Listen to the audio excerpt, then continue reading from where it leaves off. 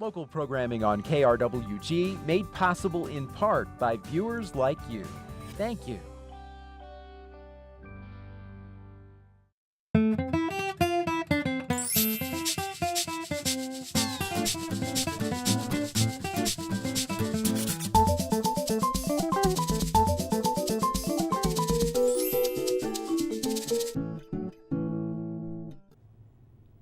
Welcome to Fronteras, a Changing America. I'm your host, Edmundo Resendez. On today's special Fronteras, we are cooking a local holiday staple, tamales, with our special guest, Juan Morales, president of the Santa Fe Grill and the Santa Fe Grill Catering. We have a different look for today's Fronteras, Juan, because we are doing a holiday special. I've been wanting to do this show for quite some time, and I'm glad you're able to be here today. It's all about the holiday season and tamales. Absolutely, Edmundo, and thank you very much for having me here in your fine studio, sir. You know, tamales, there's a very rich history with tamales. Let's talk about the history, because Yes. I was surprised to learn that tamales are a little over 7,000 years old. We're talking about 7,000 years ago, the first tamales were first made. Now, That is give us a little correct. bit about the history. That is correct. Tamales were actually created by the indigenous people, the Aztecs, the Mayans. They would make these wholesome treats to go into battle. The way they would prepare them, and they would use corn husks, of course, but some of them they use banana leaves as well. And what they would do, they would dig pits and create coals and steam them in there, and they would have a hearty meal to battle. Now, they stuffed them a little bit differently than what we're used to today, which is Yes. pork and beef. Back then, they used turkey, but I was really surprised that they used seafood and frogs. Yes, frogs, of course, because southern Mexico very swampy. You know, it's tropical area, and shrimp right off the bay, and of course, they had a lot of wild turkey in the forest, a lot of pork, a lot of wild game. So they were very creative in what they ate. Let's talk a little bit about what's important about making tamales today. And we start out with, right here in front of our table, we've got the corn husk and red chilies. Yes. So what's important about the corn husk? Now, what's important about the corn husk, a good chef, a good tamale maker, a good grandma, a good mother, what they want to look for is a beautiful leaf that's clean. I handpick my leaves, and then what we do, we soak them in a bowl with warm water, and then some of these have a little bit of the stems from the corn, which are fine. You know, when you put them in the water, they come right off. And then what we do, that creates also a moisture barrier. So with that, While they're steaming, they need some yes, moisture. exactly. And then what we do, of course, we make our masa. We prepare our masa, because the masa and the sauce, it's like rock and roll. Everybody has their tune, but this is Santa Fe Grill's tune.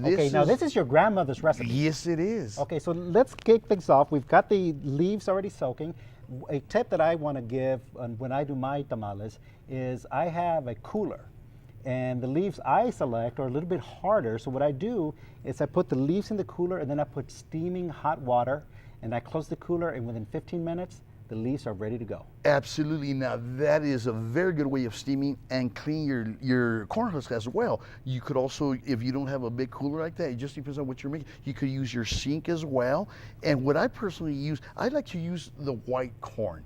White corn husk. The white corn. That's what my preference, because that's what my mother and my grandmother Lupita used to do. The white corn. They hand-pick their white corn leaves. Okay, why don't you introduce us to our guests who are here helping us make tamales today? Absolutely. And this is a family affair. That's a family affair, because this recipe was passed down from Grandma Lupita, which lives in Los Angeles, California, by the way.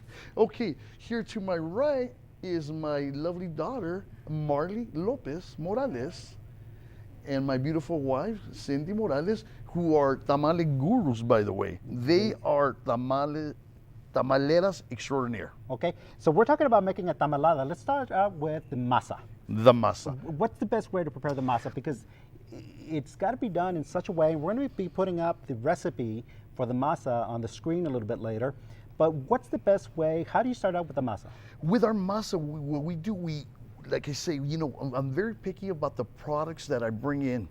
And like my grandma used to do, she used to go to the market, she used to pick the masa, and what she would do, she would doctor it up. She would add her own ingredients.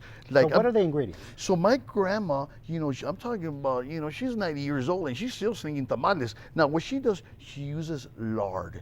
Now a lot of people don't like to use lard, but they could substitute Crisco or even butter in it. Butter, okay. But today we're using Grandma Lupita's recipe, which is lard. And we have some lard right here with a tamal mix. So right there we have about 16 ounces. And it's melted. And now it's- this is what's interesting to me, because I normally don't melt my lard. I normally put it in cold into the masa. And let me tell you another trick about this, Edmundo. Now this lard is from chicharrones. Chicharrones. From chicharrones. Look, smell that fine smoky aroma in there. Yes, I could smell it. This is one of her tricks. So she would get this. So for this recipe, we would do about half of this will be about 8 ounces.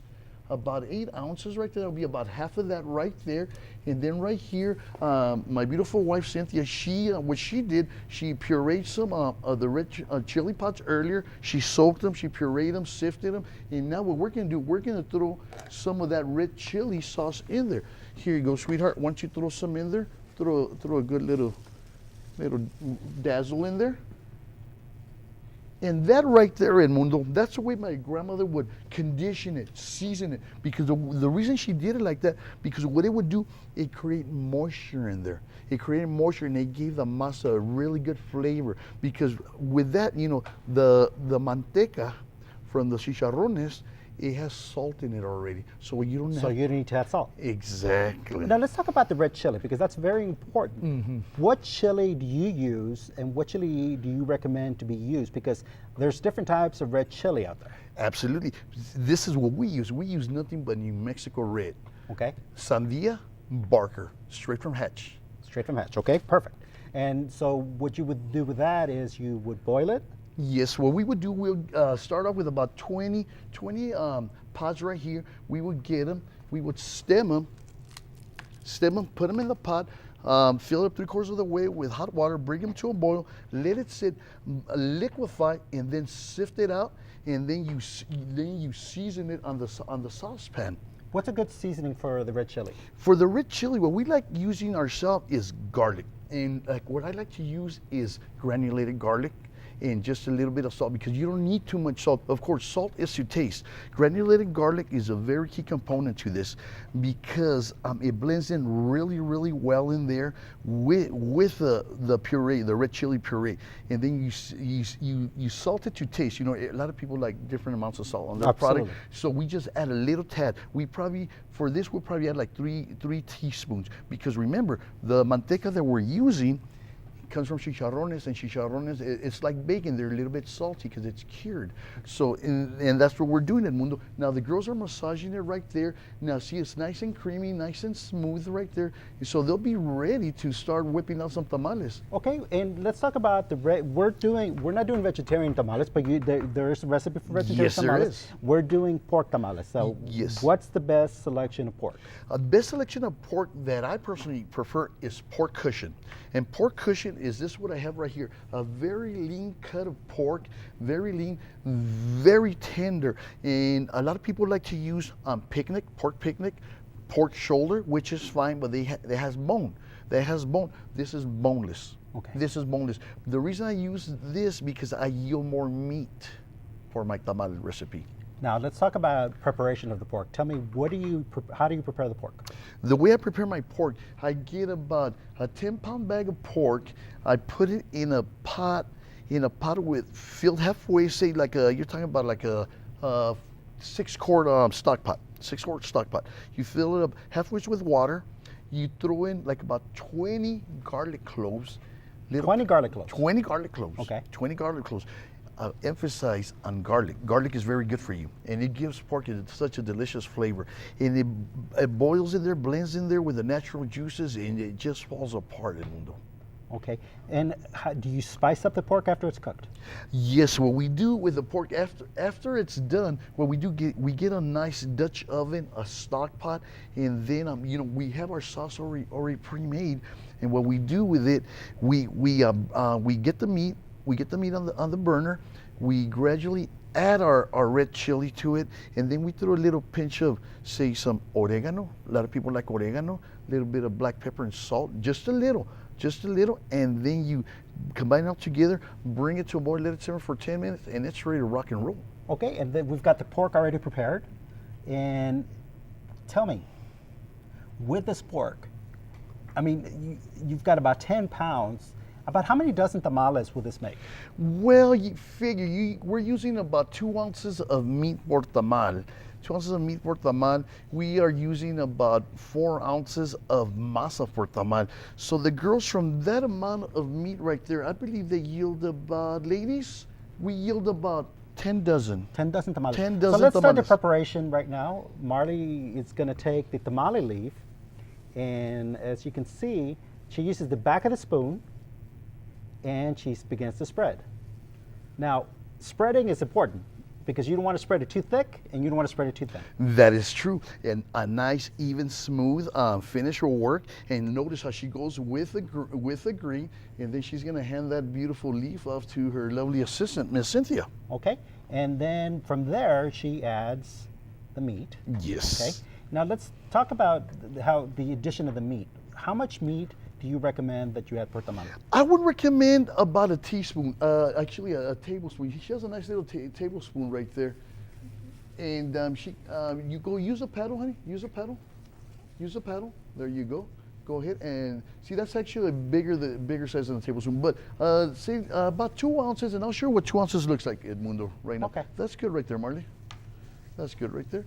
So Cynthia knows exactly about 2 ounces looks like. There you go, right there, beautiful. Now that's gonna make a very scrumptious tamale. And these tamales, they are not super big, they're not small, but they are gorgeous. Now, how does she fold them? Now let's look at the technique. The way Miss Cynthia, you don't have to use a plate. So she folds them like that. Mm-hmm. It's threefold, correct? Yes. Actually, and then you add one more fold, just the top. And Very then you good. set each aside on a cookie pan, on a cookie tray, and you continue. And continue. The production continues. Yes, sir. Now, tamaladas are very historic because you Yes, they come are. from a long history of tamaladas. And what tamaladas are is tamales is a process. Yes. It's not something that you just decide from one day to another to do. It's a process. You got to prepare the meat, you got to prepare the masa, you got to prepare the leaves, you got to do a lot of preparation. But it's a family affair. It's a family affair, and that's what brings us together around this time of year. You know, me and my wife, we get together, we'll knock off 20 dozen orders in about 2 hours, but that's because we prep ahead of time.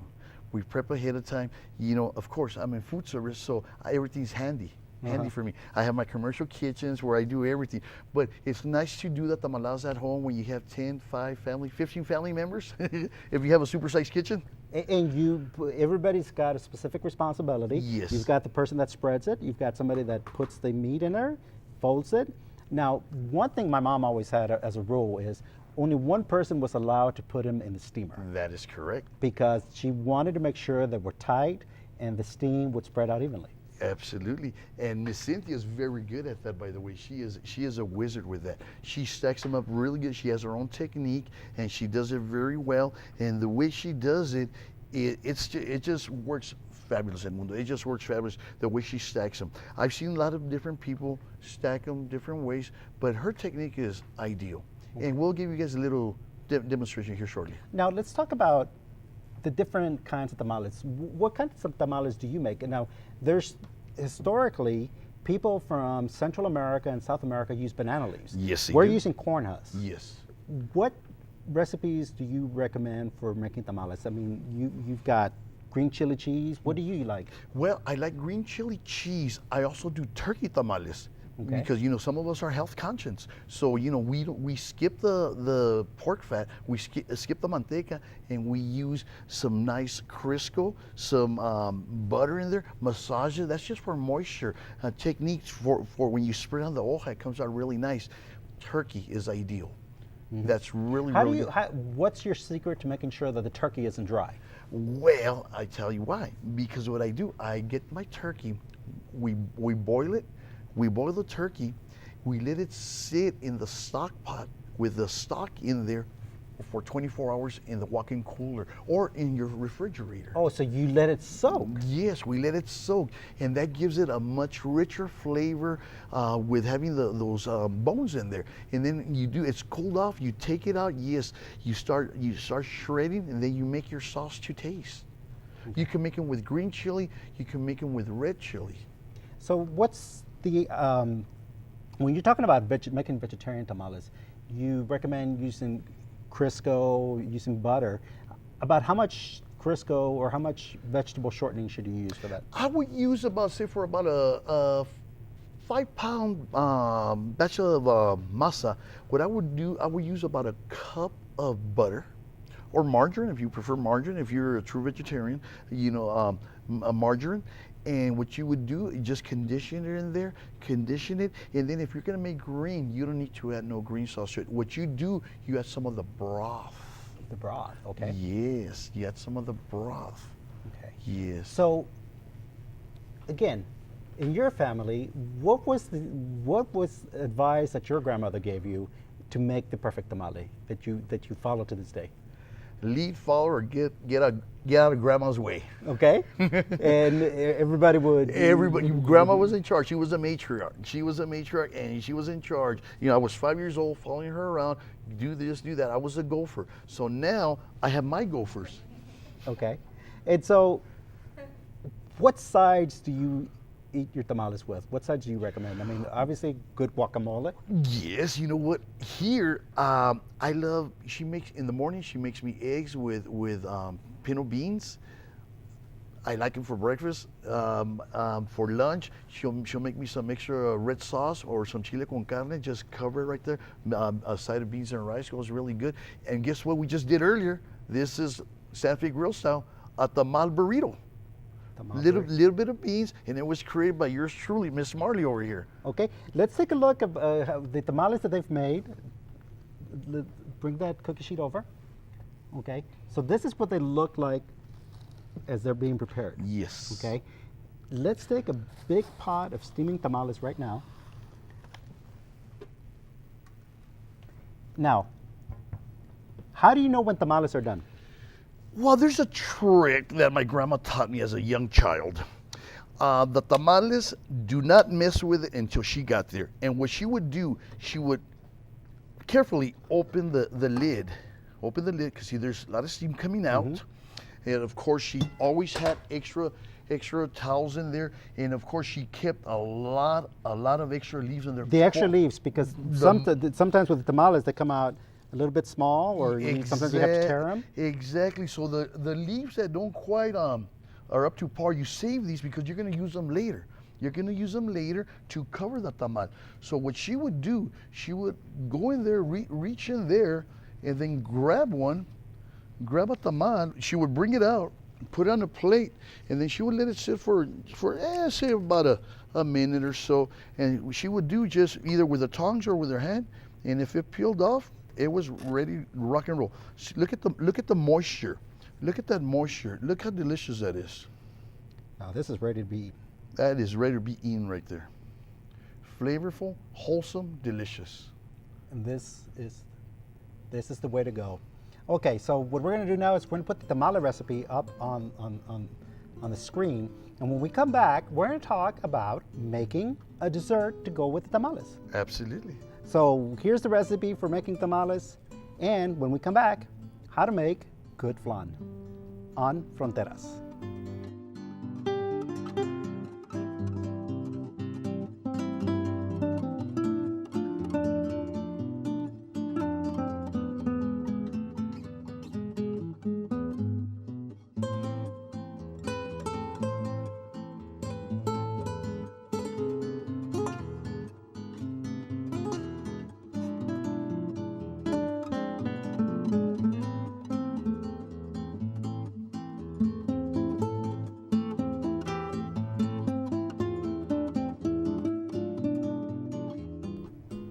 Welcome back to Fronteras, a Changing America. I'm your host, Edmundo Resendez.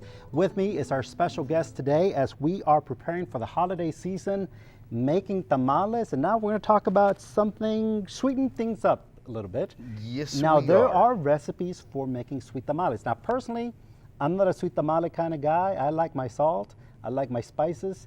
But there's recipes out there. There's recipes out there. A lot of these are made as a dessert. My grandma used to make it as a dessert, also for the young kids who didn't like spicy stuff, or the elderly folk didn't like anything spicy. So my grandmother, of course, she would hand select her masa, prepare it, but this is a kicker. She would still use that key ingredient, a little bit of manteca, but she would add ground cinnamon, sugar, coconut, grounded coconut, ground coconut, raisins, and peanuts. Now, it made a really, really moist tamale, but the way they would fold it was just, you know, the girls do a three-way fold. What they would do, that same deal, but they would tear a little piece off the husk and tie like a bow on top of it. Oh, okay. Yes, I've seen that. Yes, that's what she would do. And you know what? They are amazing.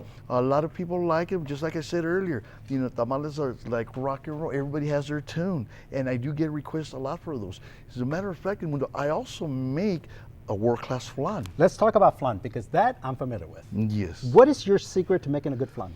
Well, I have a saying at the Santa Fe Grill, and that Juan's flan is perfect every time, because the technique, the method that I use.